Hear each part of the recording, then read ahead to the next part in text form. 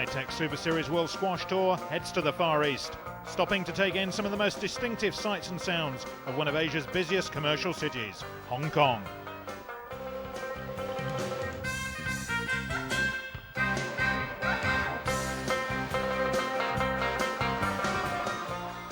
The most established tournament on the circuit, the Cathay Pacific Hong Kong Open, is in its 15th year. And in that time it's become the #1 choice of venue as voted by many of the players. So no surprise, it's attracted a top quality field yet again. World's #4, Paul Johnson from England, looking to break into the top 3. Can he do it this week? Egypt's top player, currently ranked #3 in the world, Ahmed Barada, always a strong force to be reckoned with here. In the #2 spot, Scotland's Peter Nicol, recent recipient of the MBE and determined to reclaim his #1 spot. Nicol has appeared in the last 3 finals here, but has yet to take home the silverware, the last 2 times thanks to this man, Canada's Jonathon Power. And he tops the rankings list at the moment, with Nicol and Barada scrapping to chase him for the crown. Behind them, Martin Heath, Simon Park, Derek Ryan and Anthony Hill, all part of the new young guns, ready to make their mark as well.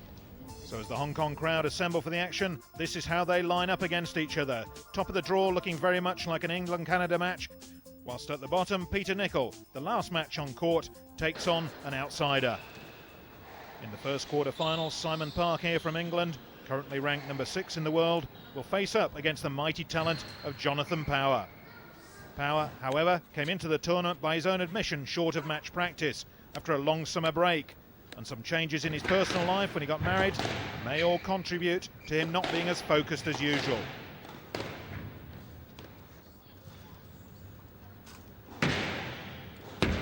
And certainly it seemed that way. Power's sharpness and fitness definitely appearing a little suspect, and Park took advantage of that by winning the first game 15-7. Power was very slow to get going in the game at all, but eventually his skill and shot-making techniques pulled him through, winning 7-15, 17-16, 15-8 and 15-5. Yeah, he came out playing well, moving well on top of the ball. I was moving quite slowly and he was moving really quickly and he was dominating me. And usually I can usually get in front of him, but he was in front of me controlling the pace, and it took me a good long while to get stuck in and to find my rhythm. It was Power's training partner and world #14, Graham Riding from Canada, who was to go on court against England's Paul Johnson. Riding came out looking sharp and confident, and he was to take the first game 15-11.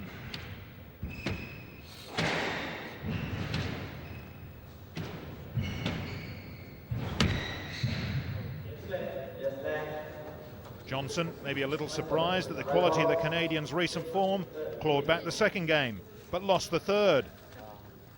He came back to win the fourth, but it meant it was all down to the 5th game, and a chance for Riding to get into his first ever Super Series semi-final.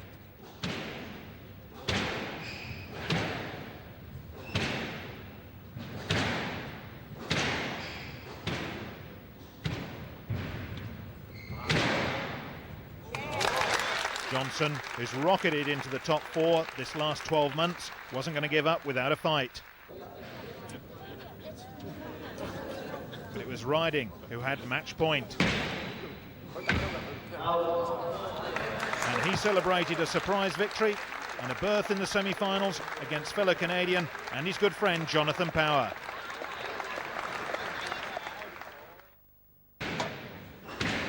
What was to turn out to be probably the most heated and controversial match of the tournament, Ahmed Barada faced a strong challenge from Wales's Alex Goff.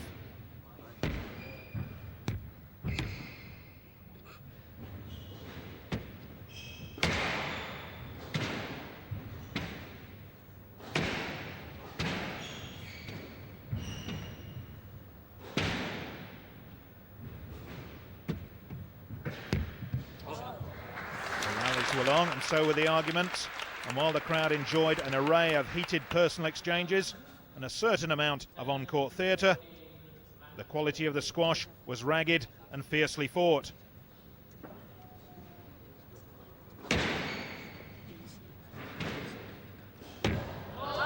The Egyptian's natural ability eventually dominated the scoreline, winning 15-8, 15-12, 14-15 and 15-10 to book his place in the second semi-final.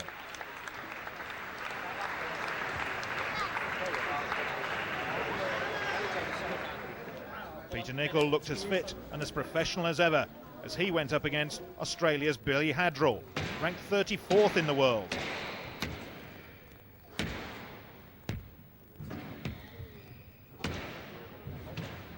Hadrill was certainly looking to make his mark. He'd come through the previous round after his opponent, fellow Australian Anthony Hill, retired. That left Hadrill an easy route to this quarter-finals, but he wanted to show he was up to it.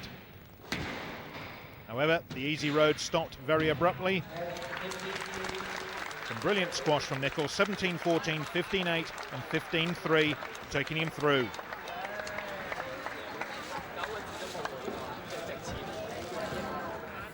So in the end, quite an interesting quarter-final scoreboard.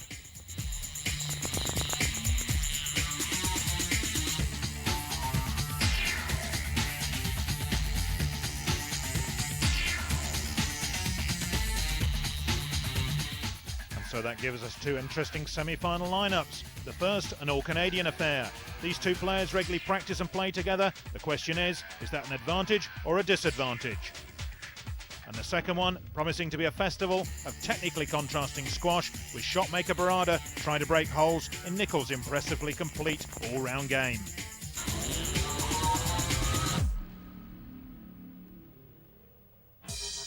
Welcome back to Hong Kong for what promises to be a great semi-final showdown.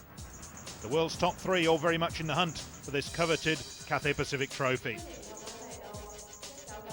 the first pairing that are going to go on court, the two Canadians, and a chance for Graham Riding to share in the limelight normally reserved for his opponent, Jonathon Power. But everyone's saying Power is a little suspect, and maybe it's just showing a little. At this stage last year, he hadn't lost one game. So, is there a small chink of light and hope for Riding? But Riding himself has been playing hard to get to this stage. He was taken to 4 games in round 1, then went on to defeat Stefan Castellane fairly easily. But then a battle to the brink with Paul Johnson. So is he now ready for Power? I know how he plays pretty well, so I'm pretty excited. Any game plan there? Yeah, I've got a few secrets, but I don't know if I want to give them away. So time to go courtside with the voice of squash himself, Robert Edwards, and former world number 2, Chris Robertson. So, the world champion and world number 1, Jonathon Power, in the all-black kit, starts this first semi-final against his, well, dare I say it, best friend and opponent today, Graham Riding, who has really been the outside sensation of this tournament. Graham in the white kit. Robbo, interesting scenario here with these two good friends. Well, I'm not sure they've played before, Robert, in a major PSA semi-final, but I certainly think there'll be an element of comfort from both players. Practice together, travel together, socialise together. I think it'll be Yes, lad. One love. very much a case of Graham trying to get what he can out of this match, and if he loses today, I'm sure he'll still be a happy man. If John was to lose, it would be disastrous for him. Stroke to power. Yes, I think you certainly summed it up well there. Two players who practice together. In fact, Graham, the one in the white shirt, was Jonathon's best man at his recent wedding. Stroke to power. But there'll be no friendship on this, although I'd expect both players who know each other's games so well to be quite quiet or restrained with their calls. We shall see. Just to interrupt you there a little bit, Robert, Graham's got off to a disastrous start here. He's let balls go, sort of hit nicks. Seems all in a bit of a tangle. I don't know if he's a bit nervous or just not concentrating properly, but it's really not the best start he could look for against the world number 1 and world champion. Not a good start.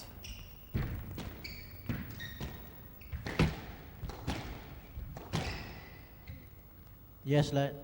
Yes, lad. 5 love. 4-7. And the gap starting to close. 4-7.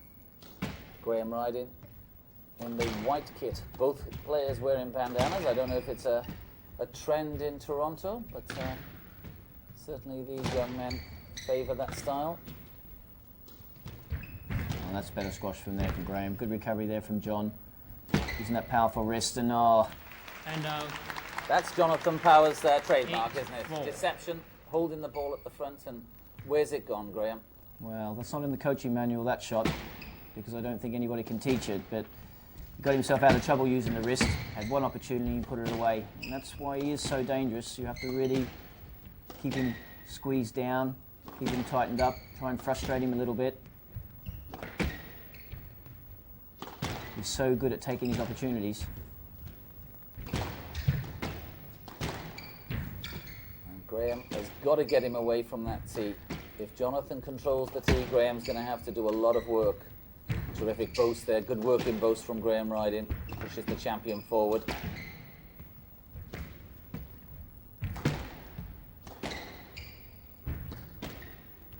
This is a better searching rally.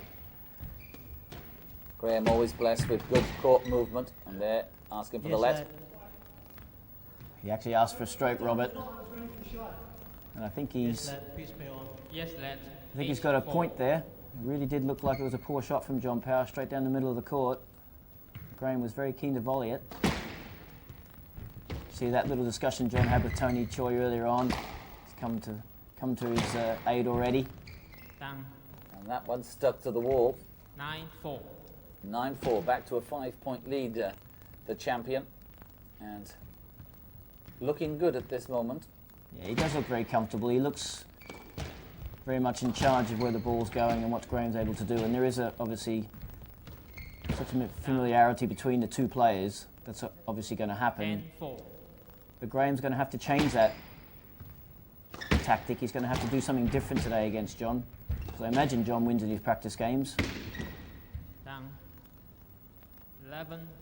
So 11-4, now seemingly running away with this first game. Jonathon Power happy with this. Just a few basic errors from the back of the court from Graham, maybe trying to push the shot a little bit too much. Another good pick up there from John.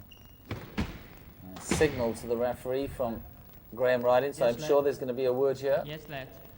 11-4. One thing about John, he's deceptively fast. You wouldn't pick him to look at him as being somebody that's particularly quick, but if he needs to get to a ball, he certainly has another gear, and with the use of the wrist there, he can make an extension shot extremely difficult to pick out. I think he's very gifted. People always look as though they're lethargic, but when they've got to break sweat, they can really move. This is a perfect example of a player like that. Oh, it's a lovely shot. Still holding the middle. Got Graham doing some work up and down the channel. Yes, lad, it's interference. Yes, lad. Yes, lad. 11-4. Well, Tony Choi certainly gave him his answer. Interference. Yeah, there was a bit of interference. I think you have to wonder whether John tried to find Graham there a little bit. He was a little bit concerned about the quality of Graham's shot, but the more the referees can get the players to play those type of balls, Robert, I think the better for the game. Now, I would have Stroke to thought Ryding. solely a stroke. Yes, Riding, hand out. 5-11. 5-11. Now, whether he can come back in this game, I don't know, but he really needs to settle and prepare himself, if not for this game, certainly for the next. So Graham Ryding has got to start changing tactic. If he starts to play Jonathon's game, well, Jonathon is the best in the world at it. Yes, lad. Well, he's never really got a roll on here, Robert. He hasn't picked up any string of points. Yes, lad. 5-11. He's trying to hold a lot of balls.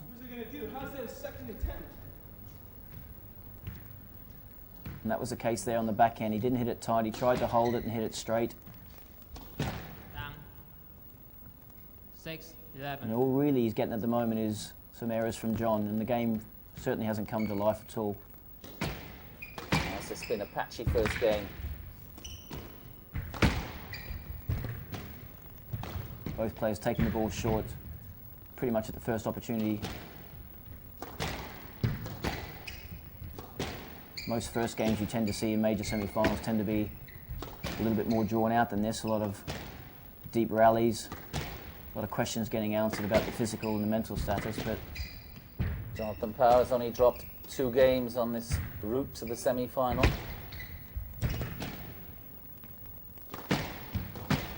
well, obviously Graham's form is extremely good, obviously beating Stefan Castellan, number 9 in the world, and number 1 English player Paul Johnson in the previous round.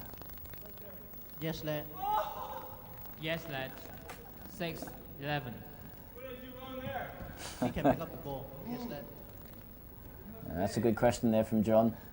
Jonathon always ready with a verbal comment.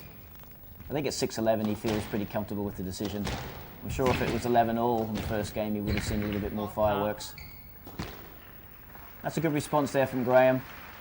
7, 11. And the crowd now starting to warm to this. 7-11, Graham riding, trying to come back in this first game of the semi-final.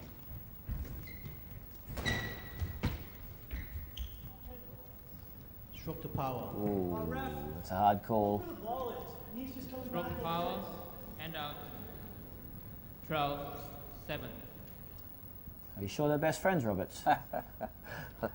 He wants the wedding gift back, I think. But that was a hard call from Tony on Graham, and Graham's 13, 7. head had started to pop off a little bit there. And now Jonathon just 2 points away from taking this first game. And it has to be said, it has not been a hard one for him. Well, I don't think it's been hard for Graham either, Robert. I think he'll be quite fresh from this. Whether he's tired from his other matches, I don't know. 14, 7. Game ball. And there it is. Game ball to Jonathon Power.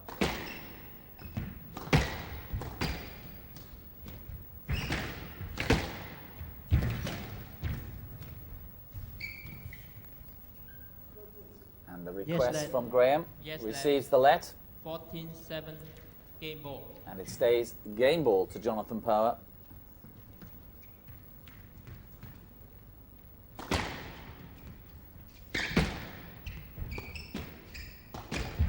Oh, Hand out. leaning backwards. 2 points 8, for the pirouette, 14, 10 game for ball. the shot. Superb shot there by Graham Riding.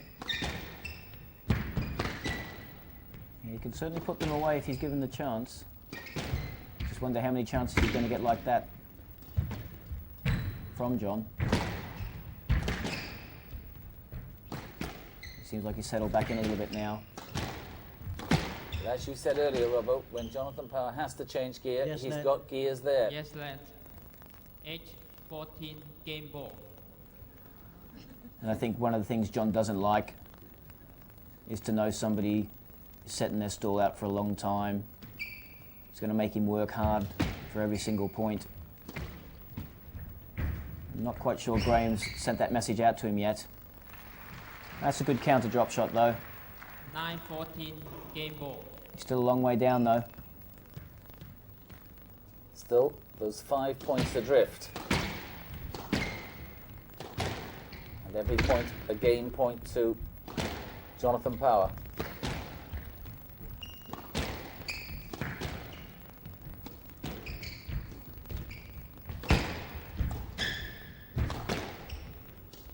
Jonathon where he likes to be at the front of the court.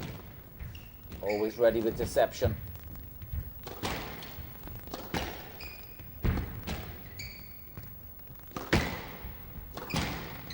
Oh, this is a better rally from both players. Probably the best rally of the game. Oh my goodness me. Now there's... You paid the ball already. Don't let 10, 14. Game ball. Oh, that's a correct call by the referee. He did try and play that. I think he's a little bit embarrassed that he missed that, Robert, more than anything. Well, Jonathon's still explaining it to the referee, but... And now explaining it to Please Graham, go on. which is... But it stays 10-14, and it's still game point to Jonathon Power. Yes, lad. Yes, lad. 10, 14. Game ball. And all of a sudden, John doesn't look as comfortable now. The smile's gone.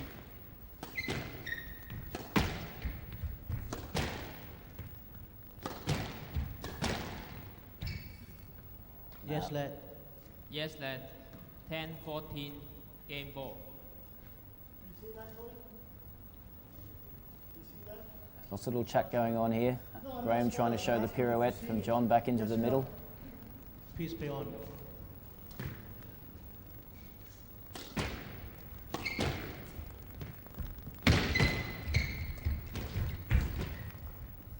Out. And that ball out of court gives the first game 15-10 to Jonathon Power, and in 17 minutes.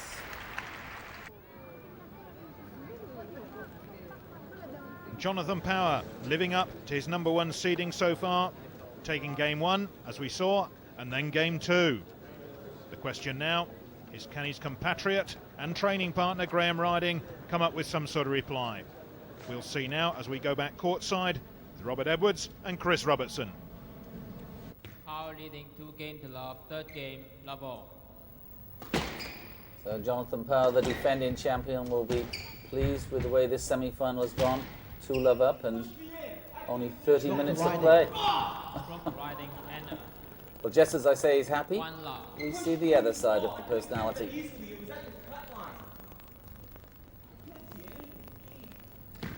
Well, I'd like to see him if he was down 2-love and he had a bad call, Robert. He has got a bag full of expressions, young Mr. Power. 2 love. Well, I hope this gets Graham going a little bit. Not a great performance in the second game. Does need to tighten things up a little bit and Down. And that back ball boost didn't make it to the front wall. 1, 2. cause John some problems early on in some games, take some confidence away from him and build up a bit of a lead. I know the fellow players will be watching this closely just to see how Graham performs in this bigger arena. That ball absolutely stuck to the wall from Graham Riding.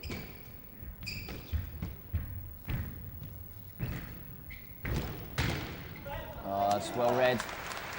Played that point well. Hand out 3, 1. And there you can see the benefit of practicing together. A little bit of anticipation, but simple ball. 2, 3. There we see the two sides, the terrific play at the earlier point and then that silly mistake. Well, he could lob that up 100 times and never miss it. And He follows it up with a 3-wall nick on the post. 4, 2. But these points are still rolling over pretty quickly. It's turning out to be a fast semi-final. 4-2 now. Graham Riding in the third game. Oh, that's beautiful. Hand out. That's beautiful. The ball was good. The ball was good, and that was a lovely drop shot there 3, from John. 4. Not a lot of deception there because it wasn't needed. Just aimed it up and put him away. I get the feeling there's not a lot of love lost in this particular match. Yes, there's been a few little comments back and forth. But if Graham gives shots like that to Jonathon Power, he'll take them and say thank you at the end. Well, this is what is hard to understand from where I'm sitting. 4-2 up. It's got John querying a little bit. He wants to take the ball in short again. And now it's all even. 4. Well, I tell a lie, it's not even. He's 1 point down. It happens so quickly. He's not prepared to fight it out a little bit more. He's got to put the brakes on Jonathon Power because with the style of play, his strokes, his guile, Jonathon will run away with this. This is a little bit better from Graham. Just a little bit of alley work here, trying to keep it tight to the wall. Trying to put John in the corner. This is better. Now he's got an opportunity. And there comes a mistake there from John. Yes.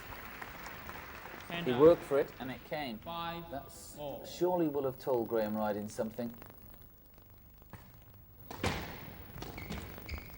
It's always a sign of the quality of the match, though, Robert, that the crowd haven't been 11, into the match 6. very much. It hasn't been close enough. There hasn't been enough absorbing rallies.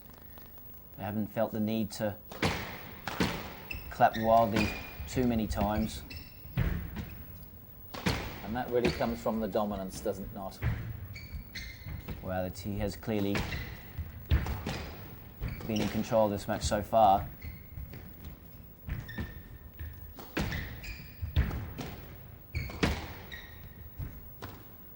That's a good This thing back there. ball roast will put Jonathon back in the driving seat.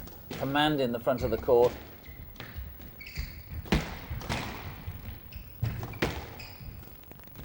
Good rally.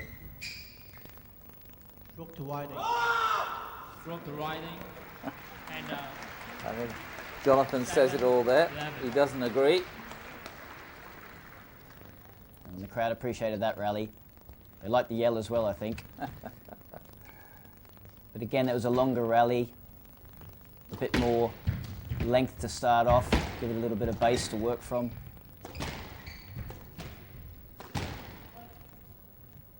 Yes, lad. Ooh, Yes, lad. it's a lenient call. It was a perfect shot. 11. I think the player should go and get that one, Robert. I really think John's stepped back in the middle of the court. Access is there for Graham. 7-11. Graham doesn't want to go and get that ball. No. You wouldn't want to go and get that ball. I wouldn't want to go and get it. I think the referees can clean that up a little bit. And regardless of the results of this semi-final, it's been a very good tournament for Graham Rydin. 2 big wins for him, beating Stephen Castlin and Paul Johnson 11. in 2 good matches, 3-1 and 3-2. He's trying to hang in there now. He's got a little bit of a roll on mentally on John, and then he comes out with a blistering 3-wall, which he didn't actually mean to do. 11. Jagged it out of the nick and put it in the nick himself. Maybe that's what he needs to get himself going. So 8-11. He hasn't got much time left now. If he's going to take this game, now's the time. Nothing to save. Yes, lad. Yes, lad. 8-11. There's a lot of dialogue going on here. There's lots of soft lets going on, lots of body contact. But it remains 8-11, and Jonathon Power 2-love up in this semi-final. Looking like he's going to cruise through, but can Graham Rydin find something different? Can he change tactic? Can he get a couple of winners? What can he do to ruffle the feathers of this man who at the moment is supreme? Ooh. And there, from the perfect 9, position, 11. an unexpected error from Jonathon Power. And it's 9-11, just 2 points between them. He's usually so good at that shot. Just clipping the top of the tin. And maybe there was a little bit of pressure that Graham's exerted by getting a little bit closer. I'm sure Graham would like to think so. The crowd would dearly like to see this go another Yes, game. lad. Yes, lad. 9-11. Well, I think the crowd would like to see just a close game, Yes. good contest. Something that they can wonder about who's going to win the game. Haven't had that too much so far. No, lad. Now, that's a good call there from Choney. You should make more effort to the ball. No, lad. Well, Low, lad.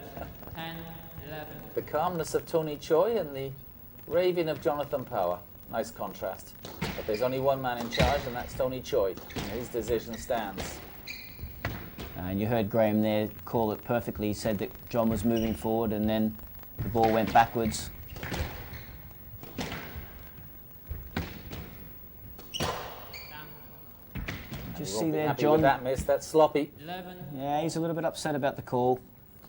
This is where he does become a little bit vulnerable when his mind starts taking over from his talent. It's the first game that's become tight, 11-all, and there a lovely backhand nick from Graham Rydin, showing his talent. 11. Well, it's turned around now. Is it a good roll on here, Graham? He's the type of player that when he's confident he can knock him away as well. Not quite sure if he's deserved to be in front, but he certainly is. Oh, and there's a lovely, lovely cross-court volley flick. 13. With deception. Lovely shot. Wow, he set it up straight, held it, got John moving across the straight ball, and then turned him back on him. Lovely shot. Now, for the first time in this match, Jonathon Power has got to come out and take it off his young challenger. Yes, land. 13, 11. Well, I don't know about you, Robert, but that was quite tight. was I've seen indeed. strokes given there before. That would have given him game ball. And out. 12, 13.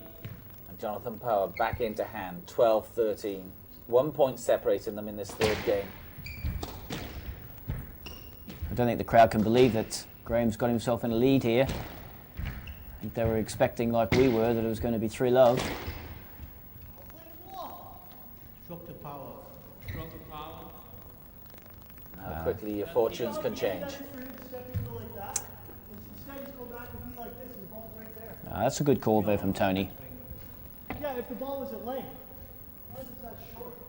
That was a poor shot from Graham. He went for the nick, missed the nick, 13, all. came back through the middle of the court. What do you mean, sorry? He went to hit the ball, was at his feet. I'm over here. There's no way. Can I say something? You see that my body and all the shot is like that. Yes, Well, lad. it's quite verbal at this stage. Yes, land. 13, all.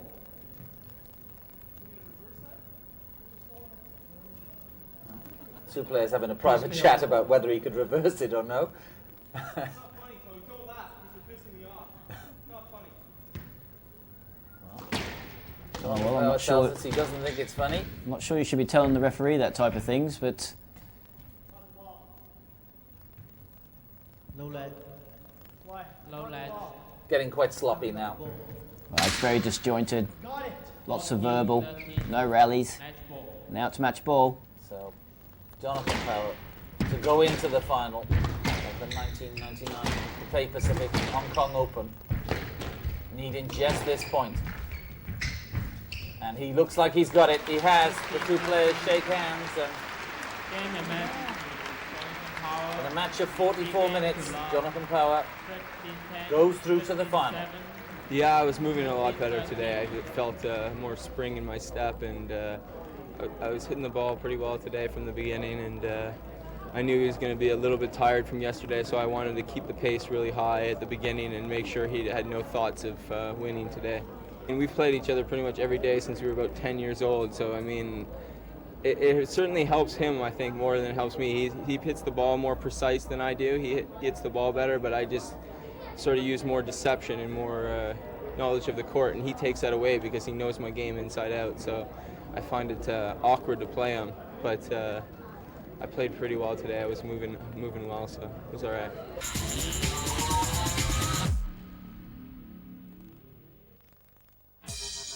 Welcome back to Hong Kong and our coverage of the Cathay Pacific Open, latest stop on the high-tech Super Series Tour.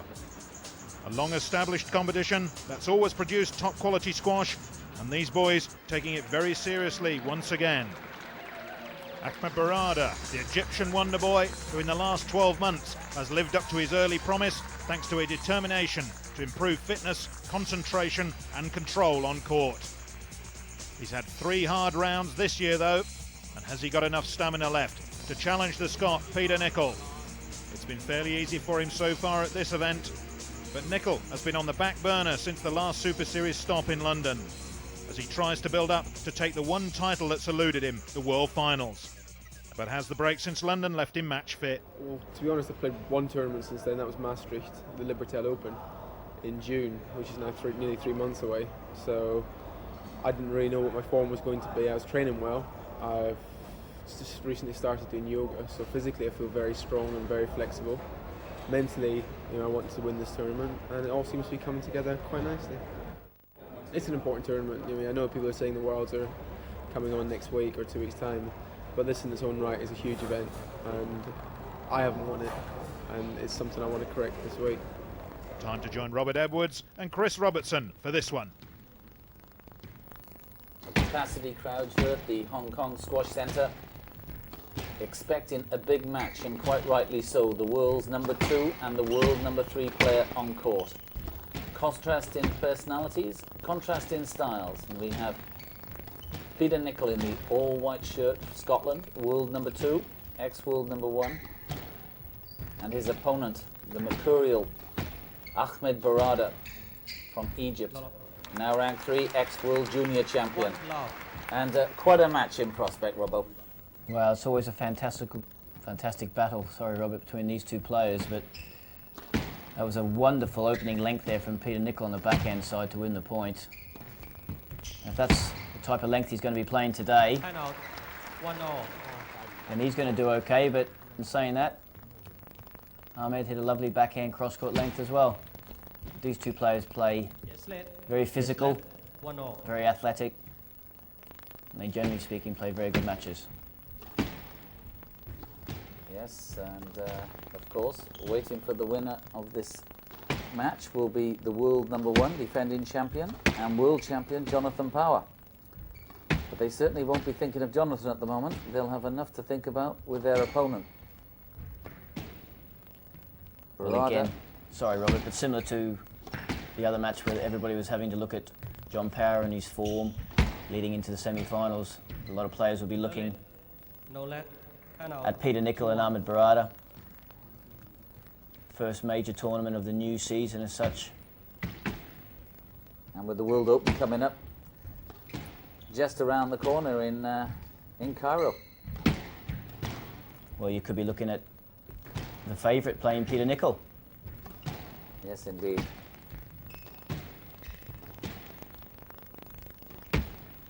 Certainly, Cairo at this moment preparing for the big venue. But Barada has other thoughts on his mind, and Peter Nicol at the moment is occupying his attentions fully. Already a bit of a contrast between this semi-final and the previous match. A lot more length rallies, obviously longer rallies. Very early doors, both players just trying to get themselves going. That's a lovely kill there from Ahmed from the back of the court. 10-6 the score. First game in this semi-final, the second semi-final of the Cathay Pacific Hong Kong Open. And Barada is a young man who is not frightened of winning. He really does believe his destiny is to be the greatest player in the world. And that's not big-headedness, that's self-belief, and you need it at this level. Again, Peter just not tight enough down the lines. Too many opportunities for Ahmed to volley the ball. And again, another volley from Ahmed. Oh, terrific shot. A little clench fist from Barada. His coach, Hisham, on the right there, watching intently. Well, again, Peter just not getting the ball past him, creating a lot of pressure on himself. Hit a short ball, and Ahmed again played the right shot at the right time to secure the point.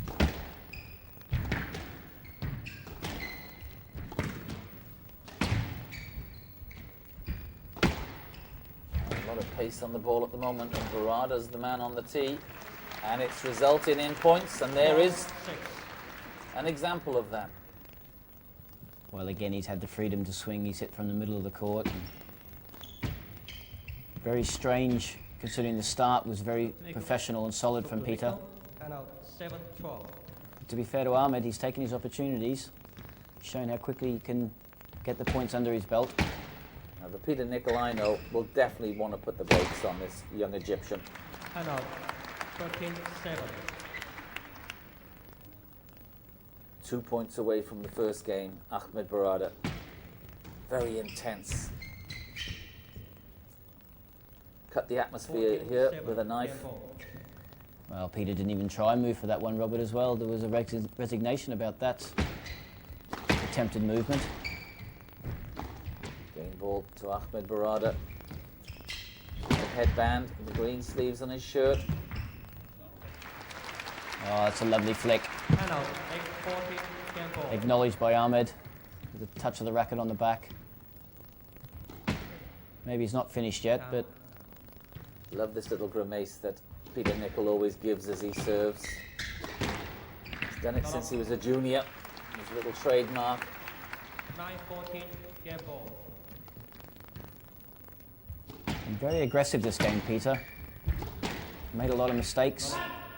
Put the ball quite short. 10-14. Game ball. He's got himself back to 10-14, but he's still game ball down. And he's on a roll now.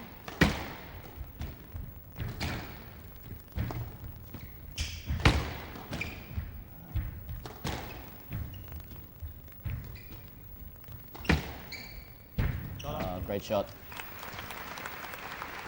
Open the 11, court up, 14, game ball. hit it into the open space. Still a mountain to climb, 11-14. It's still game ball to Ahmed Barada, the world's number 3, the number 1 Egyptian. There's massive swings of points, so Robert. Miss hit there from Peter to gain another point. It doesn't seem like 12, 14. players want to share the points too much at the moment. You can have 5, okay, I'll have 6. Well, Barada just needs 1 at this moment, and what he'd give just for an easy one. You start to doubt yourself when your opponents run off a string of points like this. But he's doing the right thing, attacking, playing his game at the front.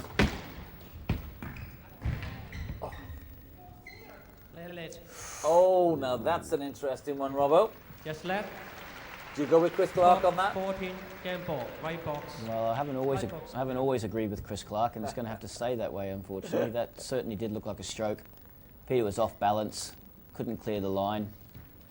Ahmed had every right to ask there and to expect a stroke.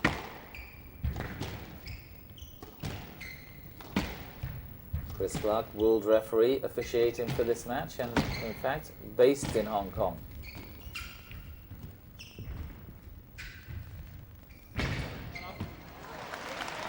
And that's got the crowd alive. Good counter dropping there from Peter. 13, 14, game ball. And what a comeback from the young Scotsman. Has to be said, a little bit of fortune in a couple of points, but he has played the last 2 or 3 very well. If there's one weakness Ahmed has, Robert, is he can get a little bit hot-blooded. Tends to let the situation run away with him and get a little bit unrealistic for shots to be played, but he's maintaining his early ball style. Terrific pick up there from Peter Nicol, and what a great lob.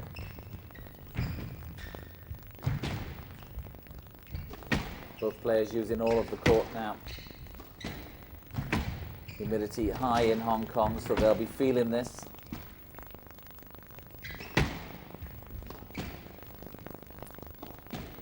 This is what Peter likes. Absorbing rally. Gives himself a little bit of time to attack when he feels it's necessary. This is a good rally. Quality rally on a big point. Terrific long drop attempt from Peter Nicol, but picked up. And the rally continues with that back wall boast, but he finishes it off. He's come right the way back, 40-0. Set, please. Now the interesting, Chris Set Clark one. asks, is it set 1 or set 3? Will it be sudden death or 3 points? Barada 14-0, set 1. Barada will choose, and he chooses set 1. It's sudden death. Now, has he gambled the right way for himself? Here, a pin drop here at the center.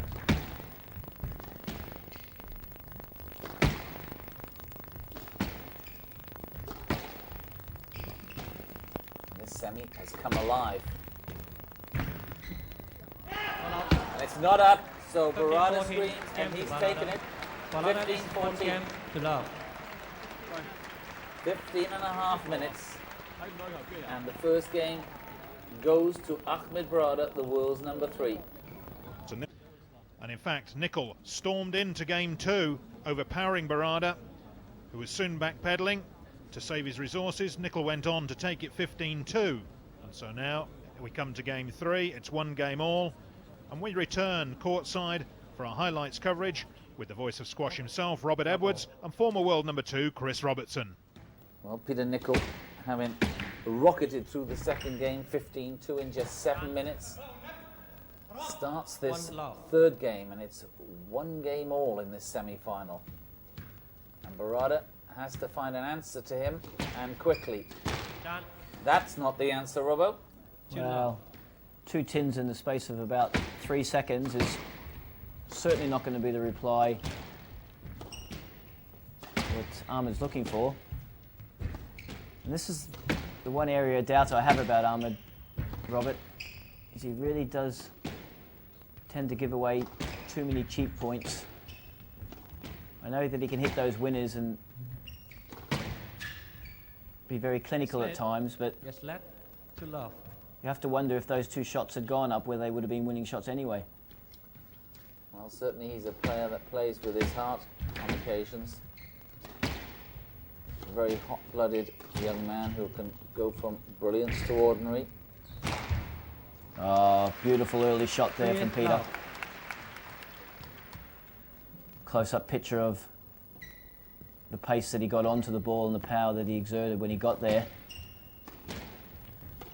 Peter Nicol does seem to have his tail up at this moment, and that's bad news for Ahmed Barada. A confident Peter Nicol is a dangerous man and always in superb condition, always as fit as it takes. I think he's taken the ball up a couple of inches up on the front wall as well, Robert. He's just sending the ball down to a better length. He's getting in front a little bit sooner than he did before, and just like that, 4 love. he can then have the choice of straight or cross court. Right box. It's the early shots of the rally is doing the work for him, and then it's a clinical finish, and that's the Peter Nicol trademark, and he's so good at it. 5 love. Barada again finding the tin. 5 love down now. Peter Nicol surging again. Well, he's 5 love up, but 3 of those have been tins from Ahmed. So can't really comment too much about Peter's game until Ahmed starts to ask questions, and that's a little bit better. And out 1-5.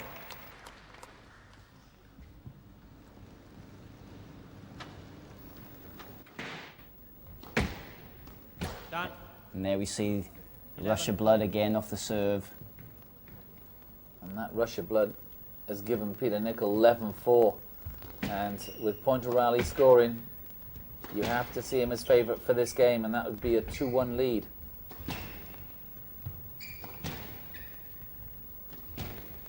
Now, he came back himself in the first, but can Barada do the same in return? Done. Oh, again, beautiful push drop from 4. Peter. Right box. He does that so well. If you give him the front of the court a little bit too soon, he's able to get on it quickly and just push the drop in nice and tight. Waits for the next ball. If it's loose, he'll hit you to the back of the court. Done. And out 5-12. A lapse in concentration. And I think that's a product of the fact that he's winning this 3rd game so comfortably. The games are going quickly. I think back to the hour-and-a-half matches. 6-12.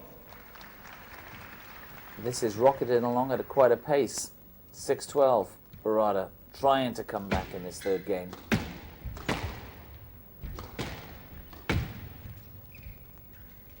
Yes, left. Yes, left. 6-12. Frustration there from Ahmed. Felt that it was a good length ball. Peter, been around a while. Just take his let, get out, start the point again.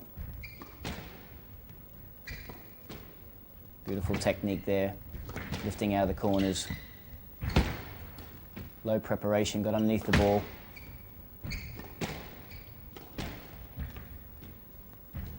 This developing into a good rally. A lot of movement, both drives, Not up. and finally the 7-12. drive to a perfect length produces the fault. 7-12 Barada. And you're right, Robert, that was a good rally from Ahmed. He actually won the point with the ball dying in the back of the court, which is fair to say that hasn't happened since the first few points of the first game.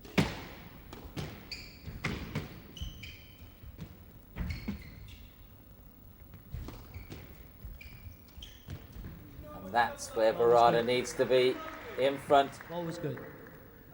It's a clean hit. 8-12. Well, you don't see that happen very often. Peter Nicol querying a referee's decision. Must admit the ball did come off at a strange angle. It's difficult to tell from here whether it was a double hit. Chris Clark seemed pretty sure that it wasn't. Well, he's an experienced referee.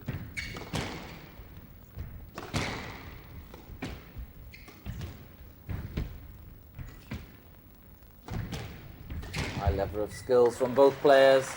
And finally, the 9-12. forehand drive from Barada takes the point. Appreciated by the crowd. Well, he's done well here. He's got back to only 3-point deficit. He's played some good attacking squash without taking too many risks. Done. And just as you say that, And out 13-9. he plays a dreamer. Never in position there to volley that comfortably short. 2 feet off the ground when he played it. It's 13-9 to Peter Nicol.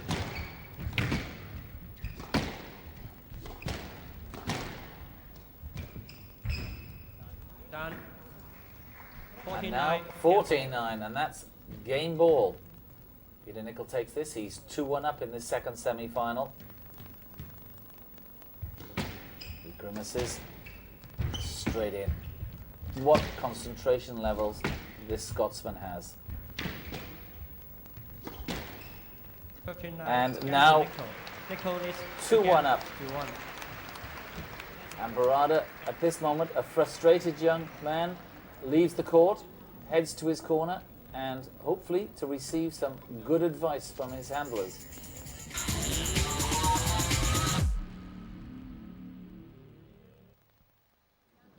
Welcome back to the Cathay Pacific Open here in Hong Kong, where we're ready to join our courtside commentators, Robert Edwards and former world number 2, Chris Robertson, as Peter Nicol from Scotland battles against Ahmed Barada from Egypt to get into this final. Nicol needs 2 games to 1. Love all.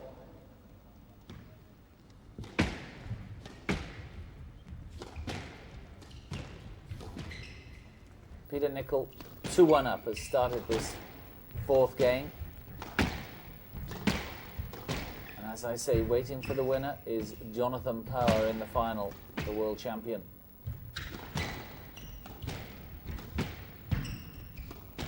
Again, beautiful width on the cross-court volley there from Peter.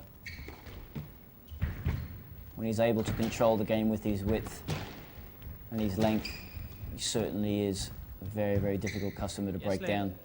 Just left, love all.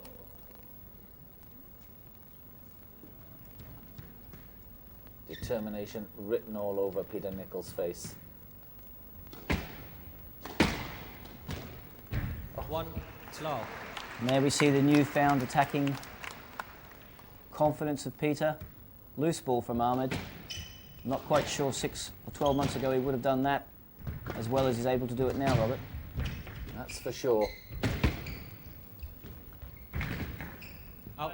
And of course, one of the other Penalty, things that's 1-0. changed with the tactics nowadays, the new weight of the latest rackets.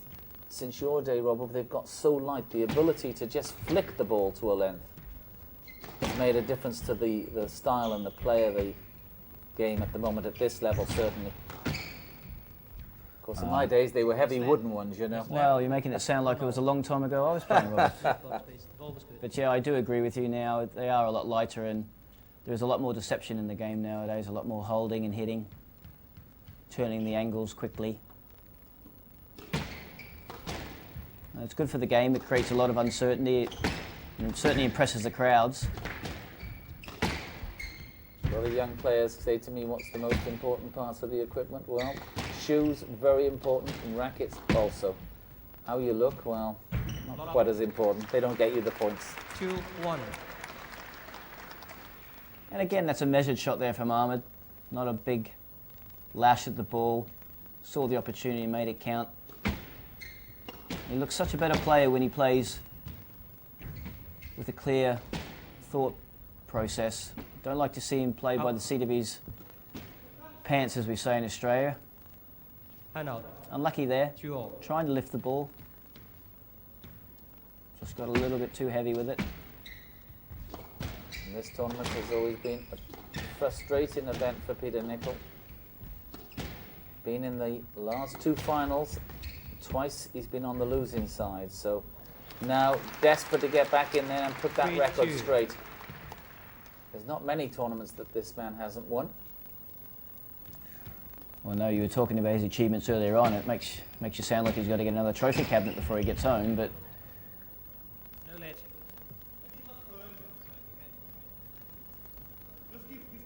it's a good, honest call there from Peter. Peter's told Chris that he stood on his foot, I think.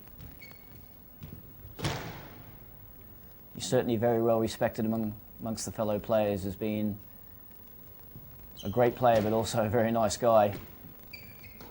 And they're the young lads who've done such a great job all week, wiping away the No sweat. That's the 4-2. one thing that the players Sorry. Correction. this level worry about 4-2. is slipping It can cause injury, obviously.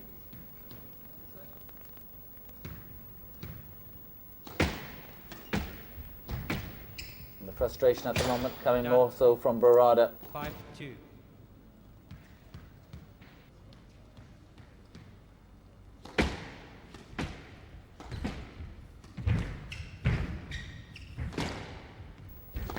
And this is fierce stuff at the moment.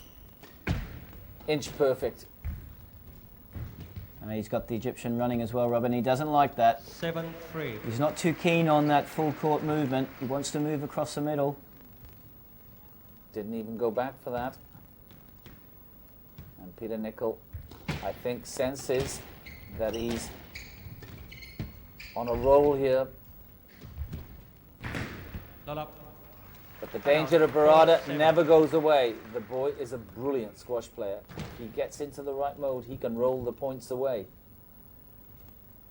I agree with you there, but I just think Peter's controlling the game a little bit too much at the moment. Ahmed is winning those points every now and again, but he's certainly given away too many. This is a professional performance from Peter Nicol.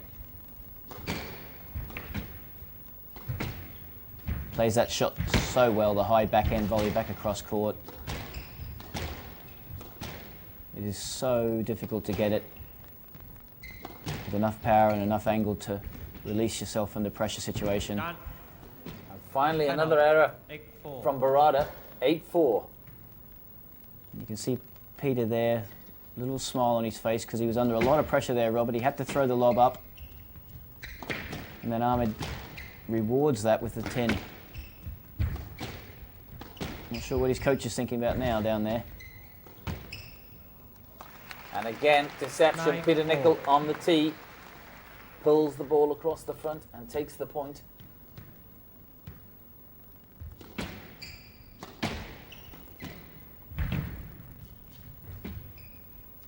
Again, nice use of the lob there. Good tactic against Ahmed because he pushes up so much. One out. 5-9. That is uncharacteristic, I have to say. Wow, they've given up the Tremendous ghost, lob hasn't from he? Peter Nicol and a disastrous drop. The easy shot. He's taking his time now to control himself and calm himself. It's a bad shot if Ahmed was running for it, let alone when he wasn't. Well, that gives hope to all players, even yourself, Robert. It might be too late for me, Robert. And he follows it up with a good attacking volley. There's a slight glimmer of hope. Now, can he pull it back? How he wishes, I suppose at this moment he had his home crowd. He is absolutely worshipped in Egypt, this young man. And every time he plays, the court's 7-9. full with spectators screaming for him. I just feel a lapse in concentration here from Peter, Robert. He certainly hadn't produced any shots like this at any stage for the match, really. He's thrown 2 in a row. One up. And he follows it up with a good 10-up. tradesman-like volley. 10-7. And Peter Nicol into double figures, 10-7. Just 5 points away from a final place again. Out. Oh, and the groans from the 11-7. crowd. I Barada's think they making want it to see easy him for come. him. Yeah.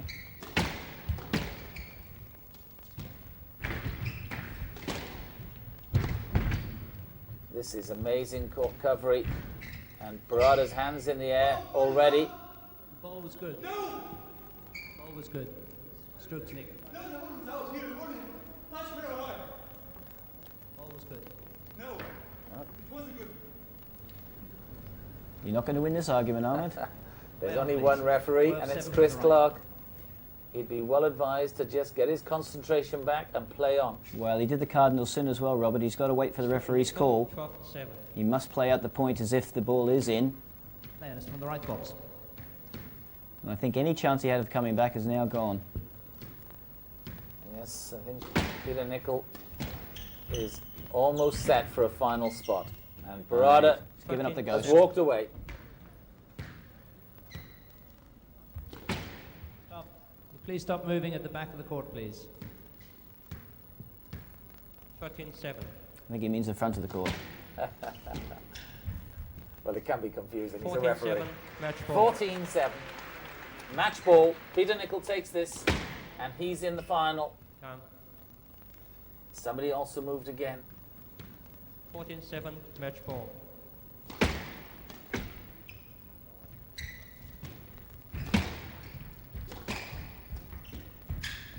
Peter Nicol, if he wins this, will go into his third final of the Hong Kong Open. Yet to win it.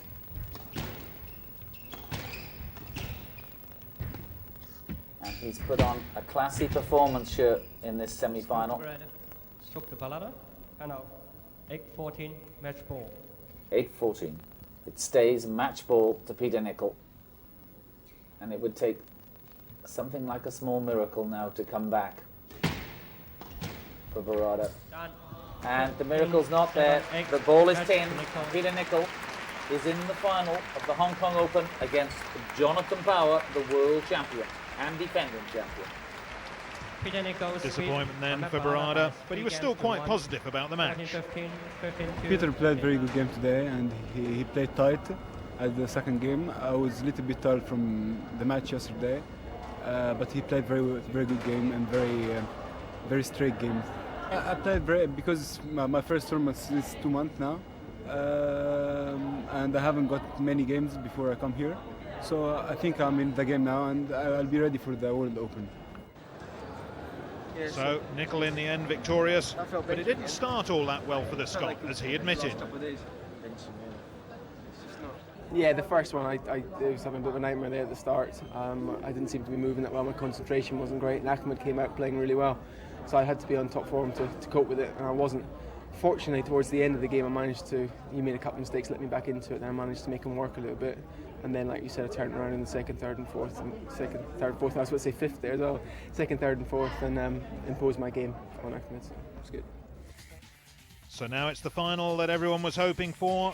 Former world #1 Nicol against the man who took that crown off him this year, Jonathon Power.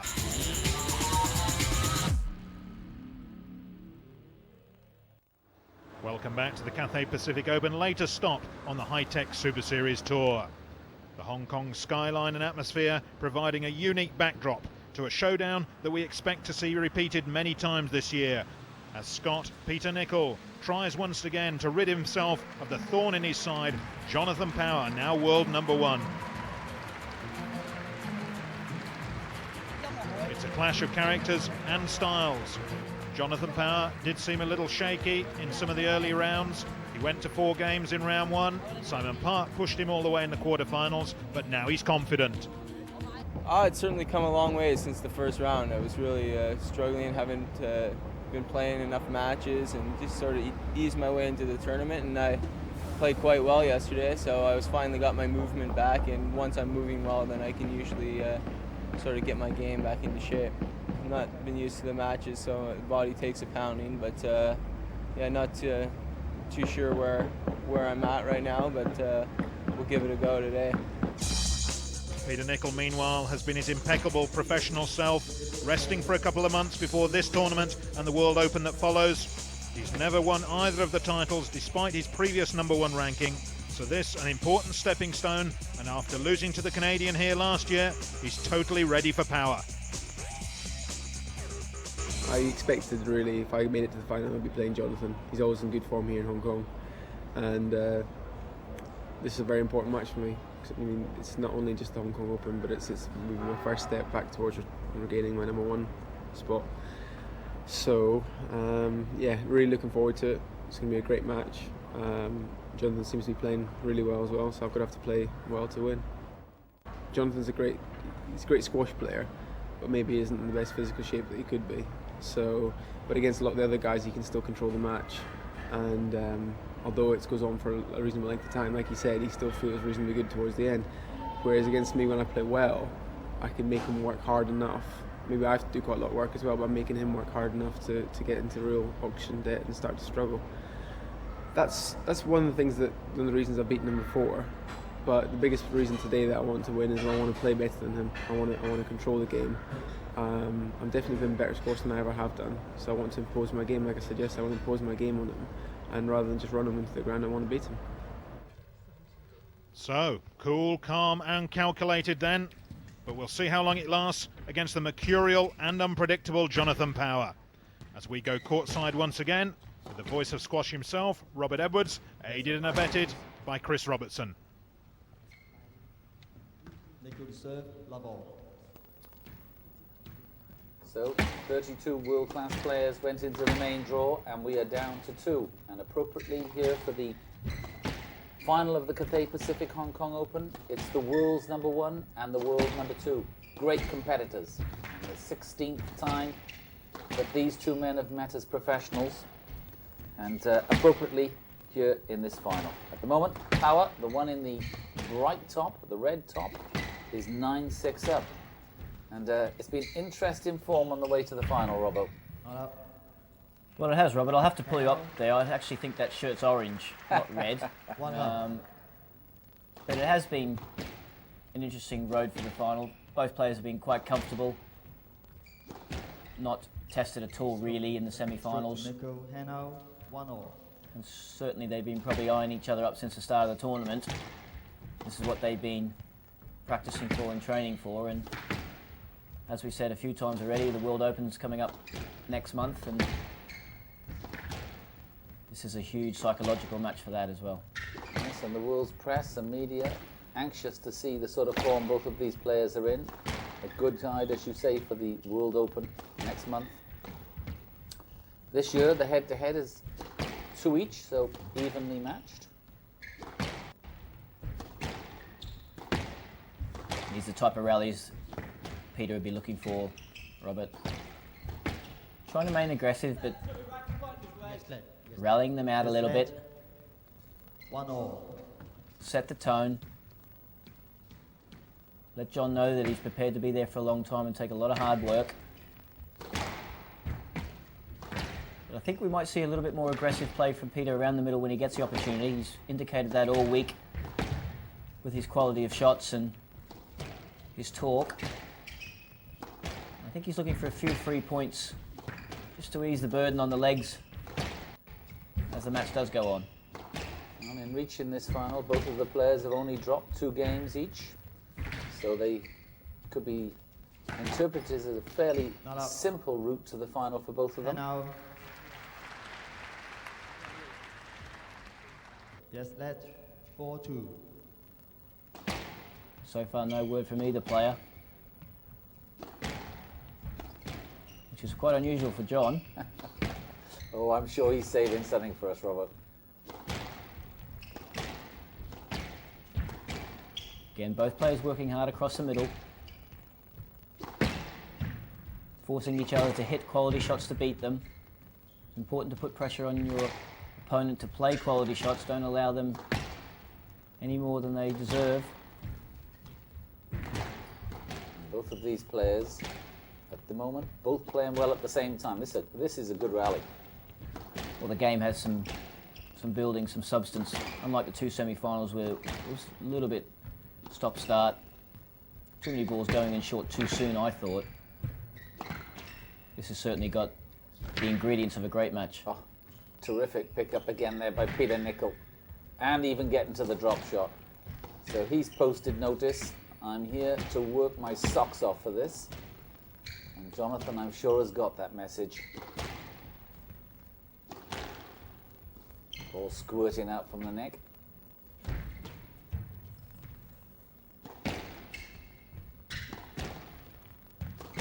It's a hard rally, and we'll find out about Jonathon Power, how much work he's put in this summer.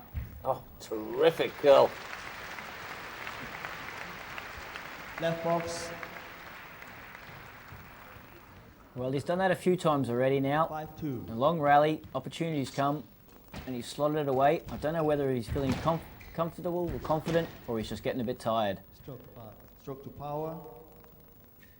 There's been question marks in the past about Jonathon with injuries. He's had a couple of back problems, but he seems to be moving well and no complaints so far. Good response there from Peter. 3-6. Not wide enough there, falling onto the forehand volley.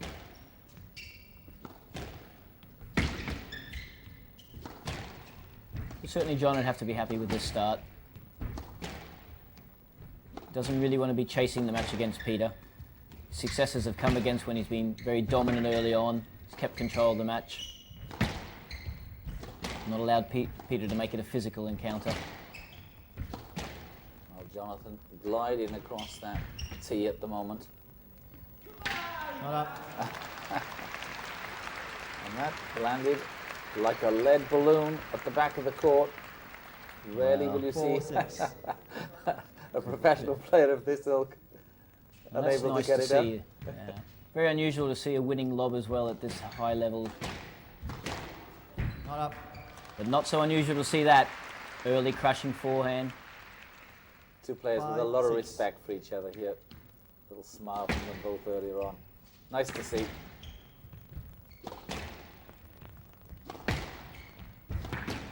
Not sure they exchange Christmas cards at I the don't think it's appropriate quite time that every close. year though, Robert. I don't want the people out there thinking that they're bosom buddies. Well, I think the respect is purely on that court. 6-all. 6-all, they're locked together, first game. This crowd has got a match in store for them now. Let's hope it will be a classic. It's got all the ingredients. No lead. No lead. Why? It's slow. That's a good call again. You didn't hit it hard. It's slow. No lead. Play on, please. Make a right call and I'll play off. That's a great call. 7-6. 8-11. It's 8-11, and this first game is still anybody's. Oh, it's a clever shot. Peter's expecting the cross-court lob. John used the wrist to turn it straight down the line, give himself a little bit more time to ease out. And again, Peter did the same, but on the drive. So important to keep it straight and tight if you can. Stroke to Nicol, hand out. But John's really not getting a lot of joy out of his game at the moment on Peter. He's renowned for moving Peter around the court when he's playing well and controlling the situation for large portions of the game. It certainly hasn't been the case in his first game in the final. Peter Nicol. I'm not saying it's because he's a Scotsman, but he is very mean with the points. Stroke to Nicol. He can cross court that easily. You just don't. Yeah, 13-8. I still think that's a good call. It's too loose. The ball's too loose. He's not clearing early enough. Down. Peter wants to take it early. 14. That left hand ball. keeps rubbing on that side. The thumb is going into where he has problems.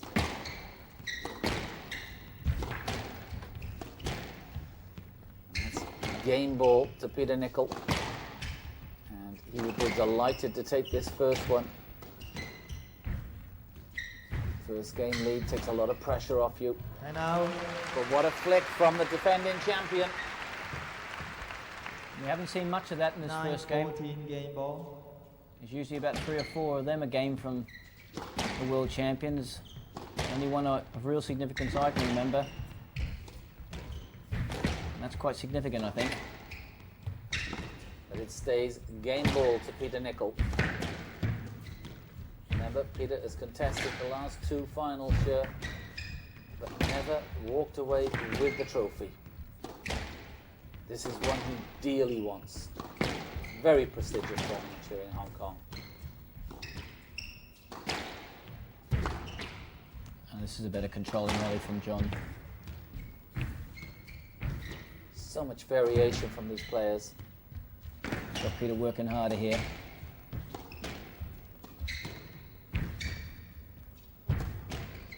Almost writing it like a book at the moment, Jonathon Power. And very much in the driving seat. How much work is Peter Nicol doing here? And finally, the point. Right box. Again, a grimace of pain from Jonathon. 10-14 game ball.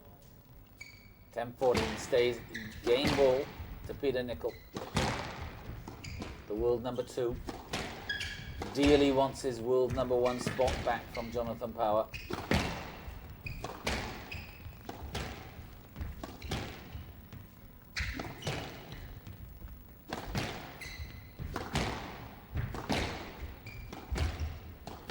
Peter Nicol, ever patient.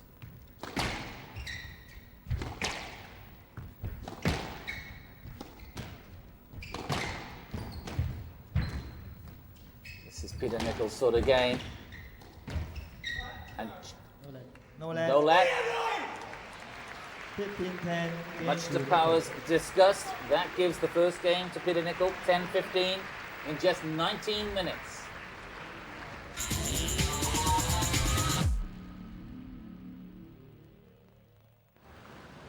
Welcome back to the Cathay Pacific Open here in Hong Kong.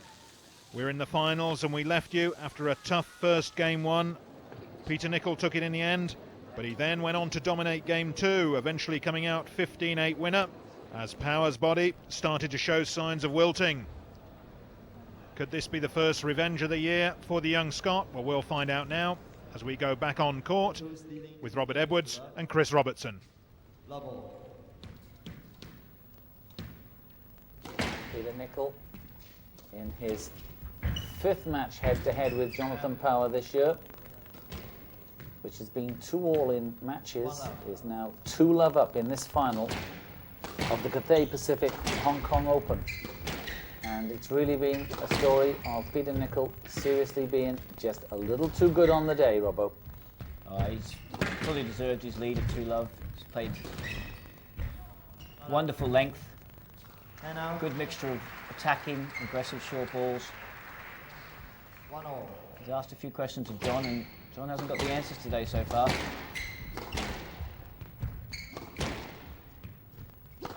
Sure, Peter Nicol will be aware that Jonathon Power will come out firing on all cylinders for this game.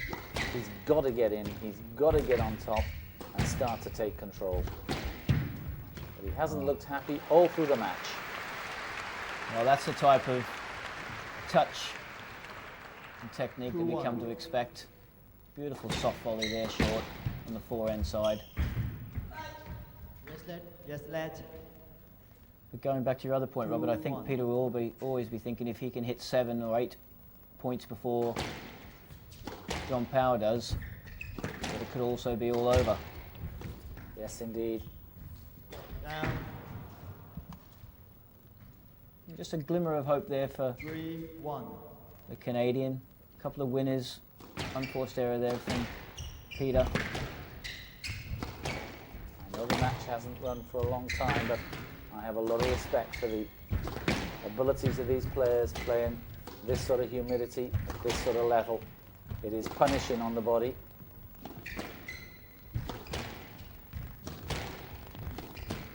Always remind me of 2 boxers coming out and fighting to a standstill. Very tough. And they ask no quarter.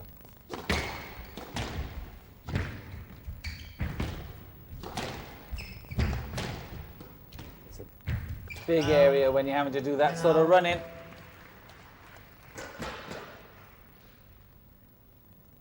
And again, 2-3. a simple ball there for John. Generally speaking, he makes them. It's just not happening at the moment. He does need it to happen now, though. He's got no time to work his way back into this match.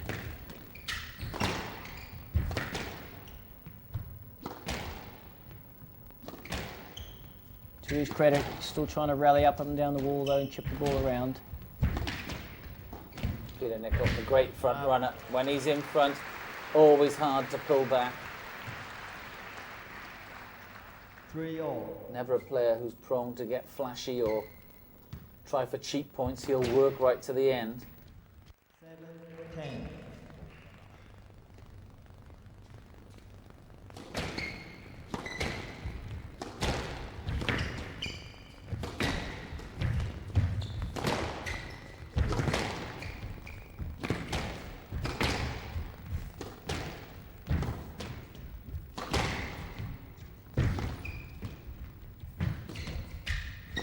Trickle boast from Jonathon.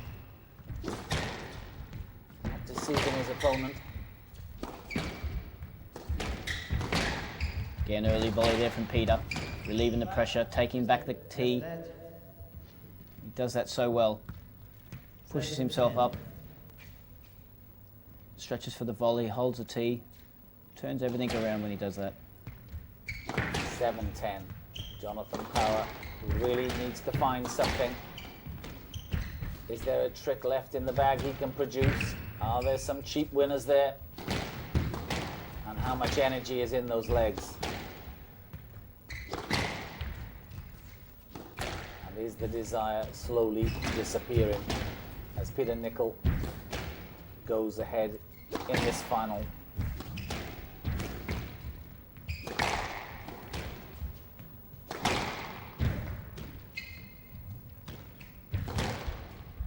Oh, what a finish, and frustration. Jonathon tests the strength of the door with his racket. 11-7, Peter Nicol. He can taste the victory. Again, good example there, Robert, of keeping the ball straight. Got himself into such early position, he could straighten it up.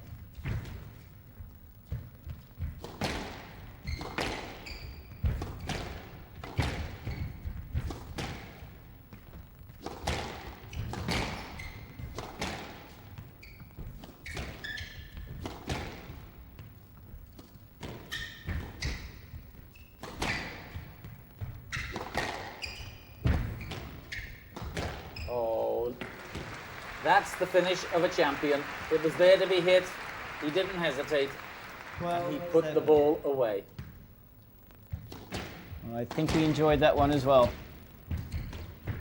Obviously he's been working hard on that part of his game.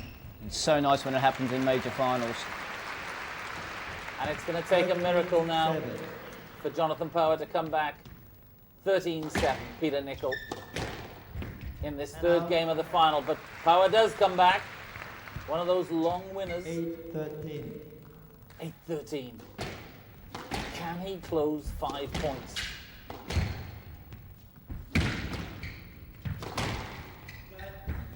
Yes, lad. Yes, lad. 8-13. 8-13, the score stays. That's a great length from Peter Nicol.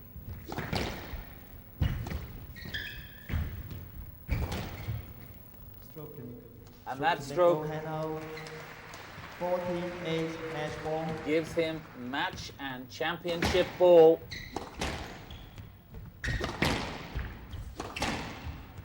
Two previous finals, and now Peter Nicol is on the threshold of being the champion. What a position he's in. Yes, lad. Yes, lad. Oh, that 14-8 victory match is ball. delayed with a let ball, but it stays match ball. Peter Nicol takes on oxygen and prepares for the final onslaught.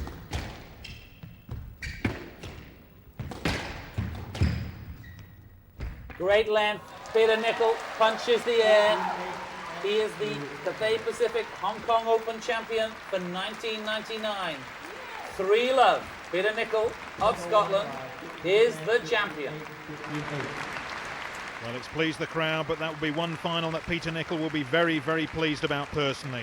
It's the first Super Series win against Power this year. It's revenge for last year, and it certainly shortens the odds on him picking up the World Open and deposing Power as top dog. The difference in moods after the match was obvious. I was delighted. The way I played there today was, as I said, I wanted to all week. I wanted to impose my game. I wanted to play good length and take it in when I had to, move well, and not get dominated and not be made to do much work. So all seemed to work out. There's a couple of periods in the game I wasn't too happy with. Lost my concentration, lost my length a little bit. But that's going to happen in the game. Apart from that, it was nearly as I wanted it to happen. So. I was so far off the pace. Like, I was controlling the rallies, I was hitting the ball well, but I just couldn't move forward and attack and keep the pace really high. I could do it for about 3 shots, and I just couldn't. I mean, it's difficult to tell where he was at because I was just concentrating on my own nightmares. And Nicol certainly has more bad dreams in mind for Power as we head now to the World Open.